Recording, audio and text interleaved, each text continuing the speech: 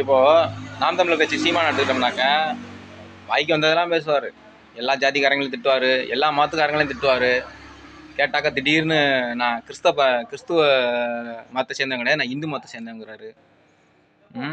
நீங்கள் சோனியா காந்தி, நீங்கள் எல்லாம் ஒன்றுக்குள்ள ஒன்று, நீங்கள் எல்லாம் ஒரு மதத்தை சேர்ந்தவங்க. நீங்கள் எல்லாம் இந்திய இறையாண்மையை கெடுப்பவர்கள். இந்திய இறையாண்மையை கெடுத்து குட்டிச்சாரம் அடிக்கணும், மக்களை ஒருத்தனை அடிச்சுக்க விடணும். இந்தியாவுக்குள்ளார பல்வேறு மதத்தை சேர்ந்தவங்க வாழ்கிறாங்க.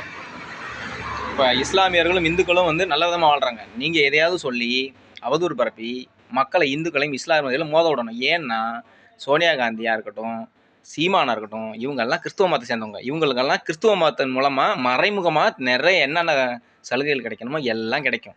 ஏன்னா எல்லாருக்குமே தெரியும், சீமானு கிறிஸ்துவ மதத்தை சேர்ந்தவர், சோனியா காந்தி கிறிஸ்துவ மதத்தை சேர்ந்தவங்க. இவங்கெல்லாம் இந்திய இறையாண்மையை கெடுக்கணும். இவங்களுக்கு இந்திய இறையாண்மையை கெடுத்து இந்தியாவோட அமைதி நிலையை சீர்குலைக்கணும். அதுதான் இவங்களுடைய நோக்கம்.